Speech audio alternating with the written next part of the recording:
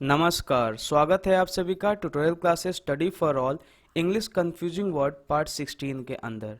इस confusing word के series में हम लोग हमेशा 5 to 6 वर्ड करते हैं, जिसमें कि दो वर्ड होते हैं, उसको हम आपस में कंपैरिजन करते हैं कि आखिर उनका डिफरेंस क्या है, कहाँ पे वो कंफ्यूज करते हैं। ये एग्जाम के लिए तो इम्पॉर्टेंट है ही, बाकी डेली लाइफ में जिन बच्चों को इंग्लिश सीखना है और कम्युनिकेशन पर्पस के लिए देखना है वो भी इसको देख सकते हैं, ताकि कहीं पे भी आप पढ़ो सुनो वहाँ पे आप उसको पता कर सको कि आखिर डिफरेंस क्या है और किस सेंस में उसको यूज किया जा रहा है। जैसे कि मैं कभी अगर यूज करता हूँ कैन और मे, और हमेशा ये सेंस दे सकता है एक जैसा ही, तो किस तरीके से ये डिफरेंट होगा ये हम लोग देखेंगे। उसी तरीके से ब्रिंग और फैच में क्या डिफरेंस है ये भी आज हम देखने वाले हैं। तो अगर आपको ये लेक्चर यूजफुल लग रहा है तो आप दूसरों के साथ शेयर कीजिए और चैनल को सब्सक्राइब कर लेना, ताकि आपको टाइम टू टाइम जो है लेक्चर मिलता रहे। तो चलिए स्टार्ट करते हैं आज का लेक्चर। पहला है बिटवीन एंड अमंग। बिटवीन और अमंग जो है दोनों बीच का ही सेंस देता है, लेकिन बिटवीन जो है ये दो के लिए यूज होता है, और जो अमंग है वो ग्रेटर देन जो टू है उसके लिए यूज होता है। ग्रेटर देन जो टू होता है उसी के लिए यूज होगा। यहाँ पे मतलब समझो, बिटवीन का मतलब होता है के बीच का ही, और इसका जो मेन यूज होता है उसका देखो स्पेस में होता है, दो थिंग के बीच में होता है, पीपल के बीच में होगा, प्लेस के बीच में होगा। जैसे दो पॉइंट है इसके बीच की बात हो रही है तो बिटवीन टू पॉइंट्स। कोई थिंग है जैसे बिटवीन टू टेबल, तो जब भी दो की बात होगी तो हम बिटवीन का यूज करते हैं। आपके और मेरे बीच यह सुलझा हुआ है, तो आप इसको कैसे ट्रांसलेट करोगे? Between you and me this is settled. अच्छा, इस सेंटेंस को ना आपको करेक्ट करना है, ये होगा it is settled between you and me.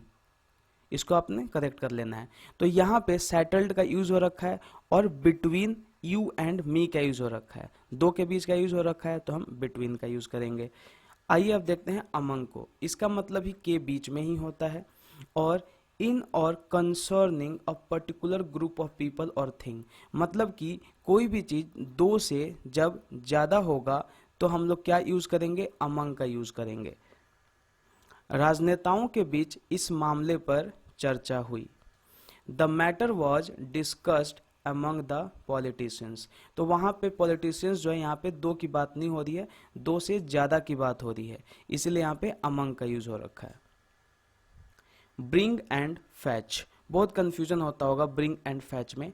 Bring का मतलब होता है लाना और फैच का मतलब भी होता है लाना, लेकिन कैरी वाइल कमिंग मतलब कि कोई चीज जो है आप जा नहीं रहे हो लेने, कुछ आ रहा है और फिर आप ले लोगे। इस किताब को लाना, ब्रिंग दिस बुक। तो यहाँ पे आप ये बताओ, आप किसी को भेज रहे हो कि जाओ फिर लेकर आओ, या फिर सीधा बोल दे रहे हो कि बुक लेकर आओ, है ना? तो इस सेंस में ब्रिंग का यूज करते हैं। फेच क्या है? जा कर लेना। To go and then bring something physically, मतलब कि जैसे ये फेच और ब्रिंग में इतना सा ही अंतर है। ब्रिंग में क्या है कि आप ये नहीं कह रहे हो कि जाकर लेना, कोई मतलब उधर से आ रहा होगा रास्ते में, मान लो कि तुम्हारा फ्रेंड है, ठीक है, कहीं जा रखा है और यहाँ पे आपको इस मार्केट में बुक मिलती है, वो घर तो आएगा ही, तो आप बोलोगे कि बुक ले आना, ठीक है, तो यहाँ पे ब्रिंग का। लेकिन जब स्पेशल आप खुद किसी को भेजोगे कि जाकर उस बुक कर लेकर आओ, ठीक है, तो हम फेच का यूज करते हैं। To go and then bring something physically, मुझे अपना ट्रांजिस्टर ला दो। Fetch me your transistor. तो यहाँ पे क्या है? ट्रांजिस्टर यहाँ रखा हुआ है और यहाँ पे अपने दोस्त को बोल रहे हो कि जाओ ट्रांजिस्टर लेकर आओ, मुझे दे दो। तो यहाँ पे क्या है? यहाँ पे आप उसको भेज रहे हो, मतलब जाकर लाना पड़ेगा, इसीलिए हम फेच का यूज करेंगे। नेक्स्ट है कैन एंड मे। कैन जो सेंस देगा वो एबिलिटी का सेंस देगा। किसका सेंस देगा? एबिलिटी का। ये एबिलिटी का सेंस देगा, और इसका एक सेंटेंस देखो आप, वह कहता है कि वह वहां जा सकता है। मतलब उसकी कैपेबिलिटी है, एबिलिटी है, उतना सक्षम है जाने के लिए, इसीलिए वो कह रहा है कि मैं जा सकता हूं। He says he can go there, कोई दिक्कत नहीं है। अब यहाँ में देखो, अनुमति मांगने और देने के लिए प्रयुक्त, परमिटेड, और सेंटेंस के थ्रू इसको समझो। वह कहता है कि वह वहां जा सकता है। तो यहाँ पे इसका क्या मतलब है कि किसी से उसने परमिशन ली होगी और अब उसको जो है परमिशन जो है मिल चुकी है। अब वो क्या कह रहा है कि मैं जा सकता हूं, तो वहां पे वो एबिलिटी नहीं सेंस दे रहा है, वहां पे वो परमिशन का सेंस दे रहा है कि उसको परमिशन मिल चुकी है, अब वो जा सकता है। So he says he may go there. तो आप देख पा रहे हैं किस तरीके से यहाँ पे ये यूज हो रखा है, किसका, परमिशन के सेंस में हम लोग मे का यूज कर रहे हैं। Each other and one another. Each other क्या होता है, एक दूसरे। When two persons are involved, दोनों कंपनियां एक दूसरे के साथ प्रतिस्पर्धा में हैं। The two companies are in competition with each other। तो आप यहाँ देख पा रहे हैं each other किसके लिए यूज हो रखा है, दो के लिए।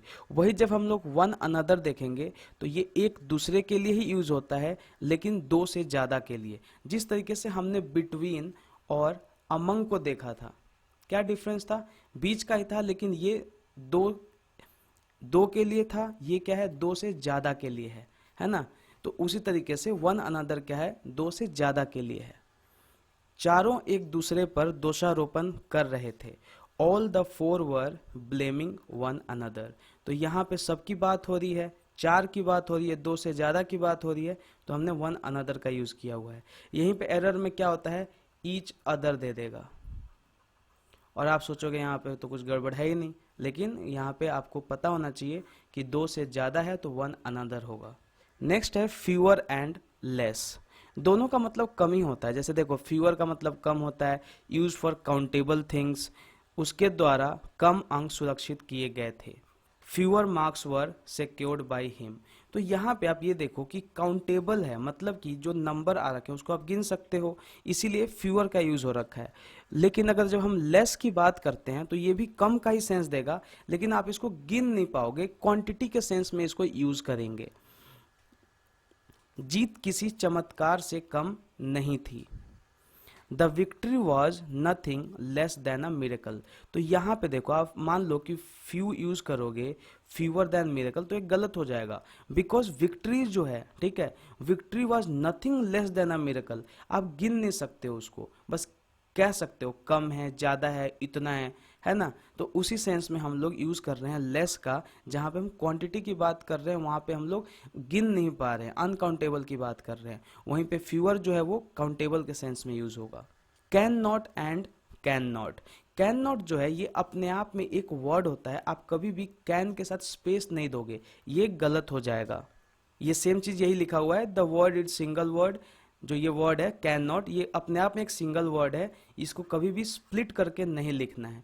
कैन नॉट ये सही हो जाएगा। जैसे कहता हूं कि I can not do this work, ठीक है, तो यहां पे ये देखो ये गलत हो जाएगा।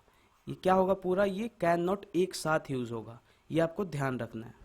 तो ये था आज का हमारा कंफ्यूजिंग वर्ड का सेशन, जिसमें हमने 5 कंफ्यूजिंग वर्ड के पेयर को देखा और इसमें हमने सीखा कि क्या डिफरेंस है, किस तरीके से उसको यूज करना चाहिए। आई होप कि आप इसको समझ पा रहे होंगे और आप नोट बना रहे होंगे, बिकॉज नोट नहीं बनाइएगा तो आप इसको रिवाइज नहीं कर पाओगे, बार बार लेक्चर कैसे देख पाओगे आप, ठीक है, तो आपको नोट बनाना है। तो आज के लिए इतना ही। अगर आपको लेक्चर पसंद आए तो लाइक कीजिए, शेयर कीजिए, सब्सक्राइब कीजिए और बेल बटन को प्रेस कर लीजिए। इससे आप अपडेट रह पाओगे और टाइम टू टाइम नोटिफिकेशन मिलती रहेगी। धन्यवाद।